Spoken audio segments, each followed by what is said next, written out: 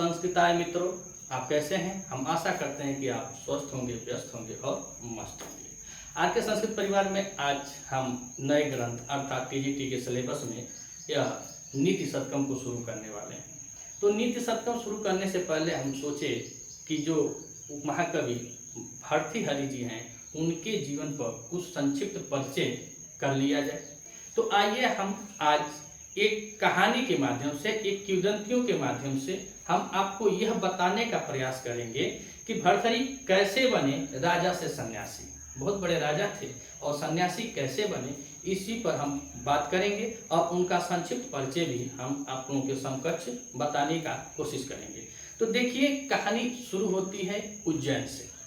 उज्जैन एक नगरी होती है और जो इस समय कहाँ है? मध्य प्रदेश में, और बहुत फेमस नगरी है। महाकाल का मंदिर, देवों के देव महादेव अधिदेव, इनका मंदिर भी वहाँ पर है और आज भी बहुत भव्य मेला वाला लगता है, तो लोग जाते हैं वहाँ उज्जैन में।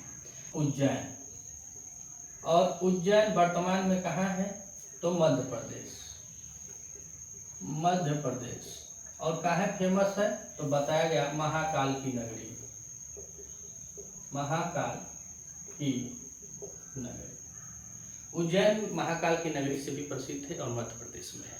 और इसी उज्जैन के राजा थे और राजा का नाम था गंधर्व सेन। और कुछ विद्वान इनको दूसरे नाम से भी बताते हैं, इनको बताया गया है चंद्रसेन।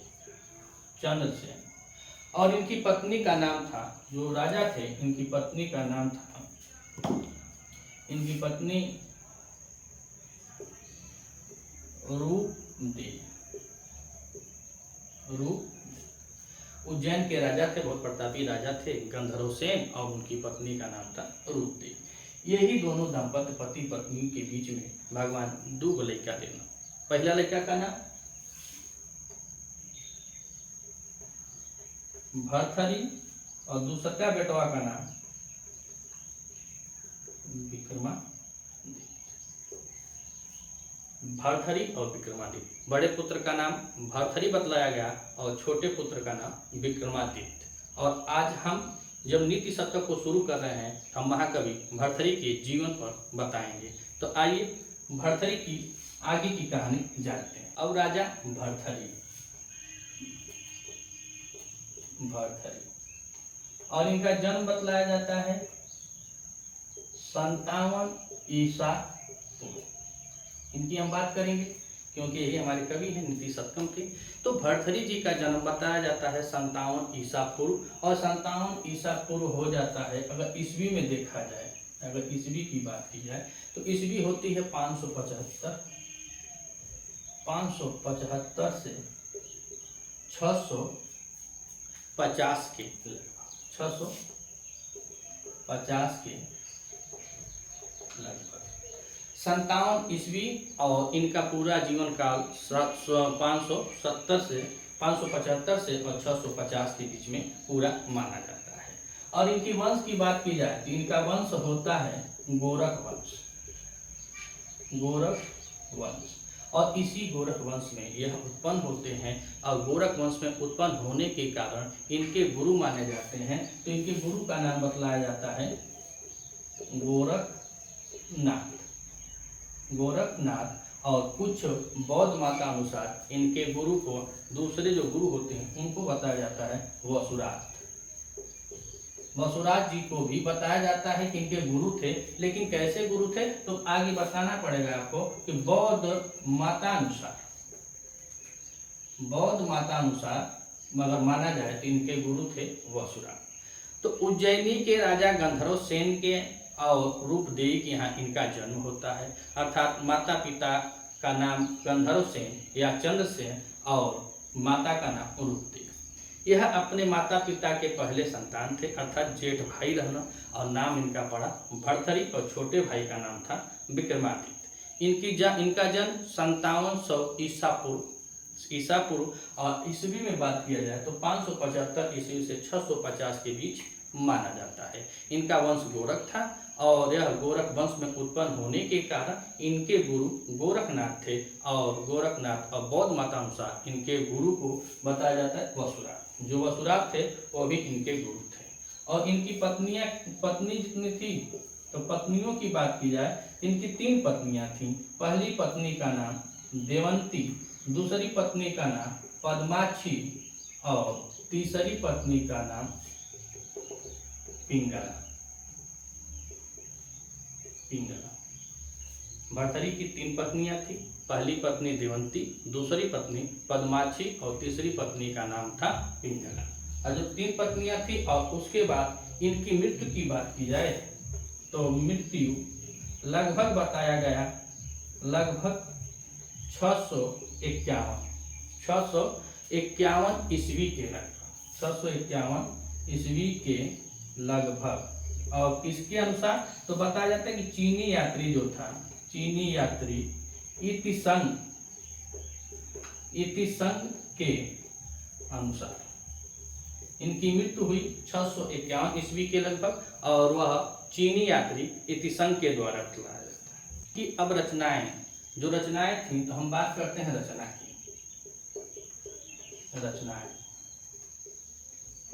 तो इनकी पहले विधा की तो ये मुक्तक काव्य में, जो इनकी रचनाएं हैं और किस काव्य में है, तो कहा जाता है क्या, मुक्तक काव्य। कौन कौन सी थी, तो पहला इनका था श्रृंगार शतकम, दूसरा नीति शतकम और तीसरा था वैराग्य शतकम।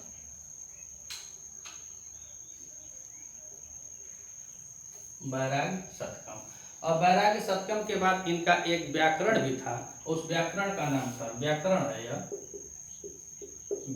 है वाक्य पदीय।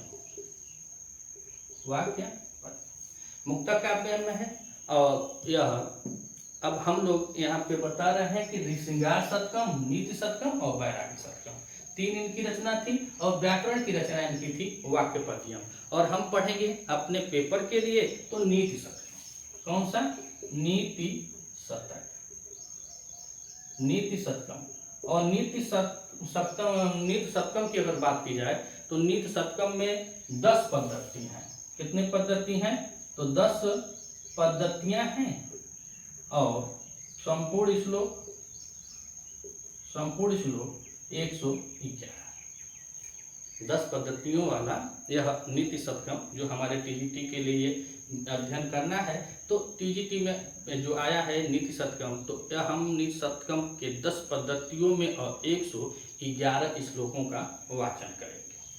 यह था इनका साहित्यिक परिचय। और साहित्यिक नाम भी इनका भर्तृहरि है और शुद्ध नाम भर्तृहरि है। अब यहाँ से 2 किंवदंतियाँ इनके जीवन काल से जुड़ती हैं। और दोनों किंवदंतियाँ हम पूर्वांचल वाले हैं। और पूर्वांचल में जहाँ से हम वीडियो शूट करते हैं पूर्वांचल के हैं। और यहाँ पे हमारी मातृभाषा भोजपुरी है। और पूरे भोजपुरी में यह इनकी जो जीवन लीला है मात्र एक ही गीत पे पूरा आधारित है, जो पहले से चलती आ रही है और आज तक है। और गीत को मैं बता रहा हूँ कि नारी के कारनामा भर्तृहरि बनी गईले जोगिया, अरे बनी गईले जोगिया हो, राजपाट दिहले विसारन हो, राम राम हो, राजपाट दिहले विसारन हो राम। बस एक ही गीत। तो अब कैसे यह गीत हुई, क्या हुई, आइए हम लोग को बताते हैं कि राजा जो भर्तृहरि थे, राजा भर्तृहरि, इनकी 3 पत्नियां थी। और पहली पत्नी का नाम देवंती, दूसरी का पद्माक्षी और तीसरी पत्नी का नाम था पिंगला। अब पूरी कहानी अब पिंगला से शुरू होती है। 2 शादी कर चुके थे, तीसरी शादी करके लाए सबसे छोटी रानी पिंगला को। और पिंगला उस समय की मान लीजिए कि इतना सुंदर कि इनका नाम सुंदरता में एक अप्सरा जो होती हैं अप्सराओं के बराबर था। और भर्तृहरि जी, राजा भर्तृहरि की जो कहानी है हमारे पूर्वांचल से लेकर के बिहार होते हुए छत्तीसगढ़ तक पहुंच गई है। बहुत कवियों ने लिखा है, बहुत कवियों ने बताया है। और जो पूर्वांचल के होंगे वो भैया तुम जानते हुए खूब ढंग से कि हमन के नौटंकी नाचे में खूब ड्रामा खेल खेल के बताओ गया था। तो इसमें दो कहानियां लिखी है। पहली कहानी यह है कि वह अपनी पत्नी के प्यार में, जब उनकी पत्नी जो होती है वो मर जाती है, उसके बाद वह उस पर मूर्छित हो जाते हैं और वहां से वो अपना बैराग त्याग देते हैं। यह तो हम सुने हैं, लेकिन जो हमारे यहाँ प्रचलित कहानी है वह दूसरी कहानी है। और उस कहानी में यह होता है कि जो रानी पिंगला होती है, रानी पिंगला राजा रानी पिंगला से बहुत प्यार करते हैं। और राजा जब प्यार करते हैं पिंगला से, तो ऐसा नहीं है कि यह नहीं प्यार करती है, लेकिन इसके अंदर वही त्रिया चैत्र का भाव शुरू हो जाता है। और त्रिया चैत्र का भाव शुरू हो जाता है तो यह प्रमाण मिलता है कि रानी पिंगला का संबंध अपने ही राज्य के, जो उसके राजा जो राज दरबार थे, अपने ही राज्य के जो थे, उस राज्य के कोतवाल से, यहाँ पे कहा जाता है कोतवाल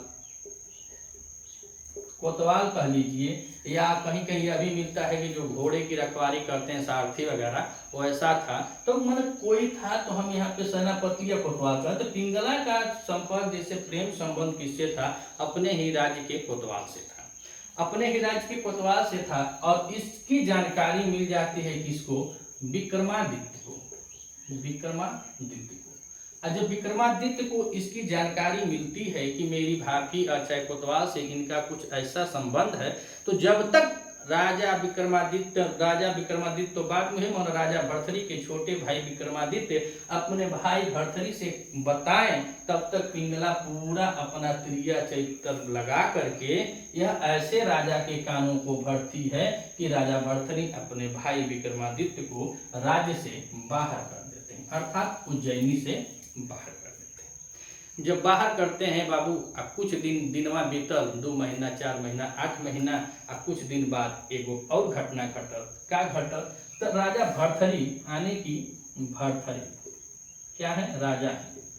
राजा भर्तरी के दरबार में बताया जाता है कि अब हम लोग जो देखे हैं उसमें यह बताया गया कि गुरु गोरखनाथ है, लेकिन किताबों के माध्यम से बताया जाता है कि कोई वृद्ध ब्राह्मण आया। तो चाहे वृद्ध ब्राह्मण को मान लीजिए, चाहे गुरु गोरखनाथ को मान लीजिए, तो इनका जो पराक्रम था, जो शौर्य था, जो जनता के प्रति प्रेम था, स्नेह था, दिन पर दिन उज्जैनी के बहुत ही महत्वपूर्ण राजा और जनप्रिय हो गए, लोकप्रिय हो गए और इनका प्रभाव बढ़ने लगा। तो राजा भर्तरी के दरबार में एक बार एक वृद्ध ब्राह्मण मान लीजिए या किसी गुरु को मान लीजिए, गुरुजी आते हैं। और जो गुरु जी आते हैं, वो वृद्ध ब्राह्मण या गुरु गोरखनाथ जी आते हैं, तो इनको एक फल देते हैं। उस फल का नाम होता है दिव्य फल। राजा भर्तरी के दरबार में एक मान लीजिए वृद्ध ब्राह्मण या गुरु गोरखनाथ जी आते हैं और आकर के इनको एक दिव्य फल देते हैं। वह दिव्य फल राजा भर्तरी लेते हैं और लेकर के सबसे प्रिय रानी किसको? पिंगला को, सबसे प्रिय रानी पिंगला को देते हैं। क्या देते हैं? दिव्य फल। और वह सन्यासी या जोगी जो भी कहा जाए, वह सन्यासी जो था वह दिव्य फल को देते हुए यह राजा को बताता है कि इस फल का गुण क्या है। तो उस फल का गुण यह बतलाया जाता है कि जो इस फल को खा लेगा वह आजीवन जवान, स्वस्थ और मस्त और सुंदर दिखाई देगा। मानो पूरे जीवन भर वह बहुत ही अच्छा रहेगा, कभी बूढ़ा नहीं होगा। और बूढ़ा क्या, मरबो नहीं करेगा, पूरा सही रहेगा। तो बूढ़ा भी नहीं होगा और पूरे जीवन भर मस्त रहेगा, स्वस्थ रहेगा, सुंदर रहेगा, जवान रहेगा तो रहबे करेगा। तो ऐसा उस फल की खूबी थी। और उस फल की खूबी को जान करके राजा भर्तरी जब उस फल को हाथ में लेते हैं, ए बाबू राजा लगे ना विचार करे हो। और विचार करते हुए वह राजा कहते हैं कि ई फलवा अगर हम खा ले तो जीवन भर यहाँ रह के यहाँ वहाँ राज करो, मार झगड़ा इनकर उनका कबले ही कुल करो। अंतोगतवा वह फल के बारे में विचार करते हुए कहते हैं कि यही फल अगर अपनी रानी पिंगला को दे देते हैं, अगर पिंगला ही फलवा के खा लेते या जिंदगी भर खूब सुंदर, खूब जवान, खूब अच्छा रही हैं, तो जैया हम मरब तैया मैं मुर्तारी बैठी हैं। अर्थात वह राजा सोच लेता है कि अगर मैं यही फल अपनी पत्नी को दे देता हूँ और मेरी पत्नी खा लेती है तो सदैव जवान रहेगी, सुंदर रहेगी, आकर्षण का केंद्र बना रहेगा मेरा, और मैं हमेशा उसके तरफ मोहित रहूंगा। और एक दिन अगर मृत्यु भी अगर मेरे पास आती है, मरण सैया पर भी मैं जाता हूँ, तो मेरी पत्नी मेरे सिर के सामने या मेरे सिरहाने वो बैठी रहेगी। तो इतना प्रेम बस सोच करके वह दिव्य फल राजा किसको देते हैं? अपनी रानी पिंगला को देते हैं। अब रानी पिंगला के पास फल चला जाता है और रानी पिंगला भी फल को लेती है और ले करके वह भी सोचने लगती हैं कि यह फल मैं खा करके क्या करूंगी, मैं यह फल खा करके क्या करूंगी, पूरा जीवन भर यहाँ पे रानी बन करके यहाँ नर्क भोगने से अच्छा यह है कि यह फल मैं न खा करके मैं उस कोतवाल को दे दूं, उस सारथी को दे दूं, और वह खा लेगा, वह जवान रहेगा, हष्ट पुष्ट रहेगा, और जिस दिन मेरी अवस्था लटक जाएगी, राजा की मृत्यु हो जाएगी या राजा की मृत्यु के उपरांत हम दोनों का प्रेम स्नेह बना रहेगा, वह सदैव हमको हमारे साथ रहेगा और हमारा सहारा बना रहेगा। तो वह दिव्य फल जाता कहाँ है? तो यह दिव्य फल आ जाता है पिंगला के द्वारा। यहाँ से लिखिए द्वारा, पिंगला के द्वारा फल आता है कहाँ? कोतवाल के पास। कोतवाल के पास वह फल आ जाता है।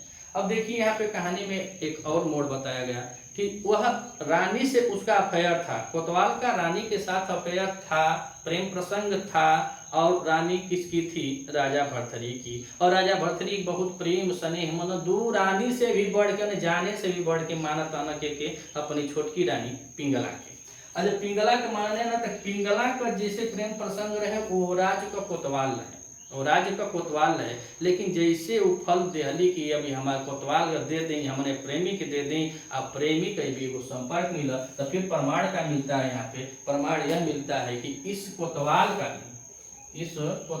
का भी संपर्क किससे रहता है? तो इसका भी अफेयर रहता है एक वहाँ की जो वेश्या होती है, वेश्या से।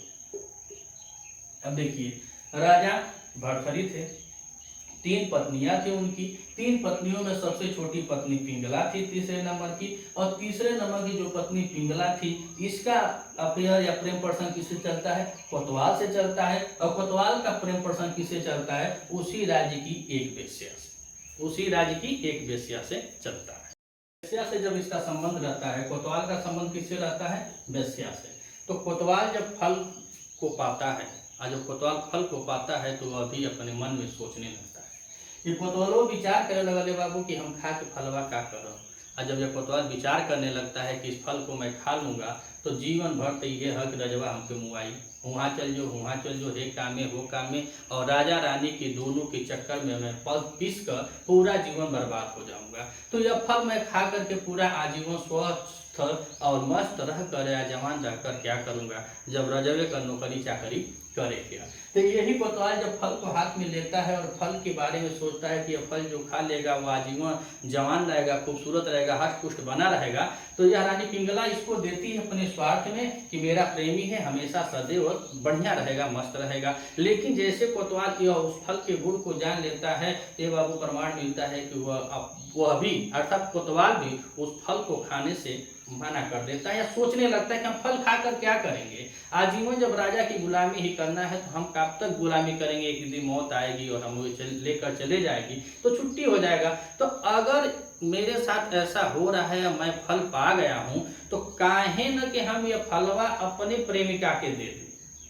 आ देखल जाए कौनो प्रेमी होखे चाहे प्रेमिका होखे, प्रेमी के बात कर जाए तो कौनो प्रेमी जब खूब ढंग से कौनो अपने प्रेमिका से प्यार कर लेला न, तो इतनी बढ़ाई करी, इतनी करी कि पता ना हिमालय पर्वत का माउंट एवरेस्ट लौकेला कि कंचनजंघा लौकेला, वो कुछ दिखाई ना देला। बढ़ाई ये कदर से करी कि अगर ओका प्रेमिका माफ कर कि उसको हत नहीं कर, प्रेमिका अगर कोयल रही ना तो ओके कबूतर बना देला। इतना अच्छा वर्णन लोग करते हैं। तो यही सोच करके इसके दिल में आ गया होगा कोतवाल के कि हम खा करके क्या करेंगे, मैं उसको दे रहा हूँ, अपनी प्रेमिका को दे रहा हूँ, तो आजीवन खुश रहेगी, आजीवन अच्छी रहेगी, खूबसूरत दिखेगी और आकर्षित रहेगी। तो यह फल ला करके दे देता है वेश्या को। देखिए यह पिंगला किसके बारे की भलाई सोच रही है, कोतवाल के बारे की, और कोतवाल किसके बारे में सोच रहा है, वेश्या के बारे में। तो वेश्या के बारे में इसलिए सोच रहा था क्योंकि वेश्या का परिवार भी है। तो कोतवाल कह रहा था कि अगर यह वेश्या इस फल को खा लेगी और आजीवन ऐसे ही मस्त रहेगी तो उसका धंधा पानी भी बड़ा चौचक चलेगा, आजीवन और उसका परिवार भी अच्छा से चलता रहेगा। यही सोच करके यह कोतवाल उस दिव्य फल को ला करके वेश्या को दे देता है। अरे बाबू कहानी यहाँ से अब पलटी मत लो। अब वेश्या फल तो ले लिया, लेकिन फल लेने के बाद वेश्या भी अब सोचे लगा, और सोचत कहा कि अगर मैं यह फल को खा लेती हूँ तो पूरे जीवन भर जिस व्यवसाय में हूँ उस व्यवसाय में क्या है, दलदल है, नरक भरा जीवन है। अब से अच्छा अगर मृत्यु आती है तो मुझे मेरे शरीर की ही नहीं बल्कि मेरी आत्मा से ही मुक्ति मिल जाएगी, तो मेरे लिए मृत्यु ही सही है। अगर इस फल को खा लूंगी तो आजीवन इसी तरह रहूंगी तो जीवन भर कब तक पता नहीं, तो मैं नरक की जिंदगी जीती रहूंगी। तो यह वेश्यागिरी कर करके कब तक मैं अपने जिस्म का व्यापार करके कब तक अपने परिवारों का भरण पोषण करूंगी। लेकिन एक चीज है बाबू, ये वेश्या के दहिया में और ही दहिया ना दिमागवा में एक चीज और चला, और वेश्या सोचला कि ई फलवा अगर हम राजा के ले जाके दे देते हैं, और राजा जब पा जाइए फल न, तो राजा इतना महान आदमी है, बहुत अच्छे आदमी हैं, जनप्रिय हैं, लोकप्रिय हैं, दूर दूर तक चर्चा उनका है। अगर यह फल मैं राजा को ले जाकर दे देती हूँ और राजा को इस फल के गुण को बता दूंगी तो राजा खुश होके मेरे पूरे जो जीवन अभी शेष बचा है उस जीवन के लिए तो मुझे वैसे ही धन धान्य दे देंगे और आगे कुछ करने की जरूरत ही नहीं है। परिवार भी हमारा सही हो जाए, हम भी सही हो जाएंगे, धंधा पानी सब सब गलत काम सब बंद कर दें, अर्थात वेश्यावृत्ति बंद कर देंगे। ये उत्साह में, ये स्नेह में ये बाबू फलवा कहाँ लेके जा ले, तो वेश्या फिर से रिटर्न कहाँ लेकर चली जाती है, और फिर से नीचे की पंक्ति में राजा भर्तहरि जुट जाते हैं, भर्तहरि। और देखिए फिर से यह फल रिटर्न आ जाता है राजा भर्तहरि के पास। और जब राजा भर्तहरि के पास सुबह सुबह का बेला बा, दरबार लगल बा, सब लोग सजल बा, वही में वेश्या आपन की एगो भेंट स्वरूप देवे खातिर राजा के दरबार में पहुंच जाते हैं। और जब वह दरबार में उत्सुक रहती है फल को देने के लिए तो उसको पेश किया जाता है। और जब वेश्या को पेश किया जाता है कहाँ, राजा भर्तहरि के सामने, और जब राजा भर्तहरि के सामने पेश किया जाता है तो बड़े उत्साह के साथ वह वेश्या राजन के प्रति उस फल को समर्पित करती है।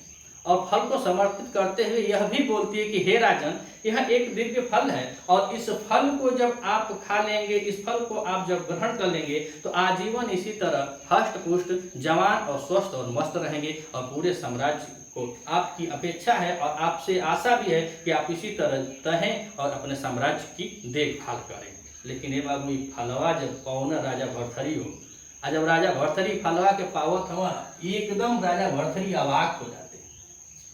राजा भर्तहरि अवाक हो जाते हैं, अब फलवा पा के बाबू जब अवाक हो गए ना तो राजा मूर्छित हो जाना हो। ये राजा भर्तहरि अपने दरबार उज्जैन में ये मूर्छित होकर अपने दरबार में गिर जाते हैं। और जब मूर्छित होकर अपने दरबार में गिरते हैं, फल को देखकर जब राजन अवाक हो जाते हैं, उसके बाद जैसे इनको होश आता है तो फिर उस वेश्या से उस फल के बारे में पूछते हैं कि यह फल तुमको मिला कहाँ से, यह फल तुमको मिला कहाँ से। और पीछे शेष कहानियों में आप लोगों ने देखा कि बड़े स्नेह और प्रेम के साथ यह अपनी पत्नी को दी, अपनी पत्नी को। तो कहा जाता है हमारे भोजपुरिया समाज में कि जहाँ मिठाई ढेर होले वही जतिताई पड़ेले। तो प्यार में धोखा अजुए से ना वो पीढ़ी दर पीढ़ी पीछे आगे तना जानते पीछे से ही आवत है। इतना स्नेह प्रेम पे ना बेचारे पिंगला के बिया जवन के लिए ना, अरे बाबू इतना प्रेम में जाके पिंगला के दूर आनी देवंती और पद्माशी के छोड़ के पिंगला के प्यार में एक कदर सी पागल रहना, इतना पागल रहना कि शायद अब कल्पना कर जाले तो वही समय का शतक जौन हवे श्रृंगार शतक लिखले हुई।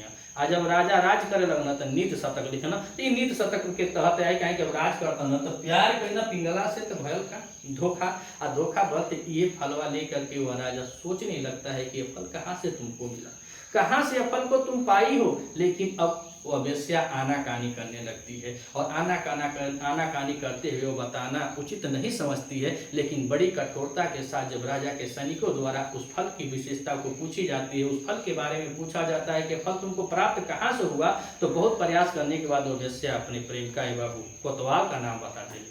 जब कोतवाल का नाम वो वेश्या बता देती है कि मुझे कोतवाल के द्वारा यह फल की प्राप्ति हुई है, उस फल के गुण को भी कोतवाल बतलाया है, तो हे राजन बड़े उत्साह के साथ मैं यह फल आपके पास लेकर आई थी कि आप इसके बदले में मुझे कुछ धन धान्य दे देंगे जिससे मेरा संपूर्ण जीवन संपूर्ण जीवन कुशल हो जाएगा, सकुशल चलने लगेगा। तो यह सोच कर, यह अपेक्षाएं लेकर मैं आपके पास आई थी, लेकिन मैं यह नहीं जानती थी कि मेरे साथ ऐसा होगा। और राजा तुरंत वेश्या को वहीं पे रखे रहते हैं, मतलब रहती है वेश्या, और तुरंत उस कोतवाल को बुलाते हैं। जब उस कोतवाल को बुलाते हैं बाबू, ये प्रमाण मिलता है कि वह आया कोतवाल, और कोतवाल जब आता है तो आकर के अपने जान की दुहाई देने लगता है, अपनी जान की भीख मांगने लगता है कि क्षमा त्राही माम करते हुए राजन के पैर पे गिरता है। और पैर पे गिर करके वह कोतवाल बेचारा वह सत्यता की कहानी जो पिंगला के द्वारा थी वह सभी कहानी को बतलाता है। वह पीछे कहा, जो पहले हमने बताया, वह कहा कि जो आपका भाई विक्रमादित्य था वह हमारे प्रेम प्रसंग को जान चुका था, और जिसके कारण उसको आपके द्वारा ही राज्य से निष्कासित किया गया, राज्य से बाहर निकाला गया, जिसमें पिंगला का पूरा हाथ था। और मेरे और रानी पिंगला के बीच में जो प्रेम प्रसंग है, उसी प्रेम प्रसंग के कारण मुझे रानी पिंगला ने यह फल दिया है। आज जब इतनी कहानी राजा सुनते हैं तो राजा अवाक हो जाते हैं। और जब राजा अवाक हो जाते हैं तो सर्वप्रथम वह अपने सैनिकों को भेजकर पहले अपने भाई विक्रमादित्य को बुलाते हैं, और विक्रमादित्य को बुलाने के बाद वह रानी पिंगला को दंडित करते हैं, और दंडित करके वह अपने बताए हुए मतलब मार्ग प्रशस्त करते हैं, बताए गुरु जी के मार्ग पर चलते हैं। और उनके गुरु कौन थे? गुरु गोरखनाथ। वह गुरु गोरखनाथ जिसका मठ यहाँ पे गोरखपुर में है, और वही गोरखपुर मठ के आज के वर्तमान यूपी के मुख्यमंत्री माननीय श्री पूज्य जोगीय आदित्यनाथ जी हैं, उस मठ के अध्यक्ष है। लेकिन उस समय वह गोरखपुर के वह बाबा गोरखनाथ का मंदिर आज भी है, और उस समय में उनका मठ था। तो यह भी पता चलता है कि भर्तृहरि अब वहां से चले और आकर के गुरु गोरखनाथ के शिष्य बनने के लिए आग्रह करते हैं। लेकिन गुरु गोरखनाथ जी ने भी इनको शिष्य बनाने से मना किया, और मना इस कदर से किया कि कुछ वहाँ पे शर्तें रखी गई कि तुम जहाँ से आए हो फिर वहीं जाओ, अर्थात उज्जैनी के राजा हो, तुम उज्जैन में जाओ और अपनी पत्नियों से भिक्षा मांग के लाओ। और भिक्षा मांगने के लिए कहते हैं कि जब तक तुम जा करके अपनी पत्नियों से माँ करके भिक्षा नहीं मांग के लाओगे, तब तक मैं तुम्हें शिष्य के रूप में मतलब अपने एक्सेप्ट नहीं करूँगा, आपको मैं शिष्य नहीं बना पाऊंगा। फिर राजा भर्तृहरि जाते हैं और उज्जैन में जाकर के अपनी पत्नियों से, जो बची हुई थी 2 पत्नियां, जो पिंगला को छोड़ के पद्माक्षी और देवंती, दोनों पत्नियों को माँ कह करके भिक्षा मांगते हैं। और भिक्षा मांगते हैं तो पद्माक्षी तो नहीं पहचान पाती है, लेकिन रानी देवंती जो उनकी पहली पत्नी थी वह पहचान जाती है कि मेरे स्वामी हैं, मेरे भर्तु हैं, स्वामी हैं, मेरे मालिक हैं, आप आज राजपाट छोड़ करके आज भिक्षा क्यों मांग रहे हैं। इसी पर यह गाना बताया गया था जो मैं पहले बताया हूँ आपको। तो यह थी राजा भर्तृहरि की कहानी। वहाँ से भिक्षा मांग कर लाते हैं, और इस कदर से यहाँ पे आकर के वह सन्यासी बन जाते हैं, गुरु गोरखनाथ के शीश में गुरु गोरखनाथ के चरण में अपने शीशों को झुकाते हैं। और यह कहानी थी एक पक्ष की। और दूसरे पक्ष की कहानी बताई जाती है कि जो रानी पिंगला थी, तो यहाँ पे दूसरी कहानी है, और दूसरी कहानी है क्या? पिंगला की। रानी जो पिंगला होती है उसको बताते हैं कि एक बार राजा भर्तृहरि गए कहीं शिकार खेलने के लिए, और जब शिकार खेलने के लिए जाते हैं तो वहाँ पे देखते हैं कि 2 दाम्पत्य बड़े स्नेह के साथ प्रेम स्नेह कर रहा था। लेकिन उस दाम्पत्य में एक वो था, उसका पति जो होता है वह मर जाता है, और जब पति की मृत्यु हो जाती है तो उसकी पत्नी उसके पति के स्नेह में वह अब उसके चिता में कूदना चाहती है, जिसको पहले सती प्रथा भी कहा गया। तो वह पति के स्नेह में उसके चिता में कूद कर जलना चाहती है, जल जाती है। यह सब देख करके राजा भर्तृहरि सोचते यह है कि क्या इसी प्रकार से मेरी पत्नी, मेरी प्रिया जो पिंगला है, वह भी मुझसे प्यार करती है या नहीं करती है। इसकी परीक्षा लेने के लिए वह पहले तो वहां से देखकर आए, और जब देखकर आए तो वह अपने रानी अर्थात पिंगला को बताते हैं कि मैं ऐसी ऐसी दास्तान को देखा। एक दाम्पत्य था, और पत्नी जो थी वह पति जब मर जाता है, पति की मृत्यु जब हो जाती है, तो पत्नी उसके प्रेम में अपने पति के साथ जलकर मर जाती है। तुम मुझसे कितना प्यार करती हो। पिंगला ने हंस करके कहा कि वह तो मर जाने के बाद मरी, लेकिन मैं तो सुनने मात्र से ही मर जाऊंगी। बीतल कुछ दिन है बाबू, जब कुछ दिन बीतल फिर राजा चल दिया ना शिकार करे, और शिकार करे गई ना तो ये दिन मनवा में बतिया राजा भर्तृहरि के आ जाले कि देखिए वह मैं रउआ सही हमसे प्यार करे ले कि ना करे ले। तब वहां से एक संदेशा वह राजा भेजते हैं। राजा भर्तृहरि एक सहीस के द्वारा वहां से संदेशा भेजते हैं और जाकर के कह देना, बता रहे हैं कि जाकर मेरी रानी से कह देना कि राजन की मृत्यु हो गई शिकार के दौरान। और यह सारथी आता है, चूंकि वह तो परीक्षा लेने के लिए भेजे थे कि मेरा और मेरे प्रति मेरी पत्नी का प्रेम कितना है, वो परीक्षा लेने के स्वभाव से भेजे। और सारथी जैसे आके पिंगला से कहता है कि राजा का देहांत हो गया, राजा की मृत्यु हो गई, शिकार के उपरांत जंगली जानवरों से में उनकी मृत्यु हो गई। और जैसे रानी पिंगला सुनती है, मात्र सुनती है, वह अपने प्राणों को त्याग देती है। और जब अपने प्राणों को त्याग देती है तो फिर वह शहीद जाता है। वो सूचना जो लेकर आया था वह जाता है, राजा को बताता है। जब तक राजा आते हैं पूरा उज्जैनी में मातम छा जाता है। और वहीं से यह भी मिलता है कि वही पिंगला के प्रेम के कारण यह बेचारे अपने जीवन को ही अस्त कर दिए। तब से यह वैराग्य सतकम वहाँ से लिखना शुरू, देखिए कल्पना मात्र है, वहाँ से लिखना शुरू किए होंगे। अपना झोली झंडा उठा लिए, डंडा उंडा झोली और खजड़ी बजाते हुए निकल पड़े। और यह भी प्रमाण मिलता है कि जोगी के रूप में राजा भर्तृहरि सदैव नाचते थे और गाते थे और खजड़ी को बजाते थे। और इनकी कहानी हमारे पूर्वांचल से लेकर के गोरखपुर, बलिया, मऊ, आजमगढ़, देवरिया और ऐसे पार करके सिवान, बिहार होते हुए कुछ कवियों ने, इधर भोजपुरी के कवियों ने बताया कि कुछ लोग यह भी बताते हैं कि इनकी कहानी धीरे धीरे छत्तीसगढ़ तक यह गाई बजाई जाती है। अब यहाँ पे राजा भर्तृहरि की संपूर्ण कहानी जो संक्षिप्त परिचय है वह खत्म होता है। अगर आप वीडियो अच्छा लगी तो लाइक कीजिएगा। अगर आप इस चैनल पर नए हैं तो चैनल को सब्सक्राइब कीजिएगा और टीजीटी पीजीटी के लिए। और यहाँ पे नित्य सत्यम का अगला मंगलाचरण का श्लोक अगले वीडियो में लेकर आते हैं। तब तक के लिए नमः संस्कृता, राधे राधे।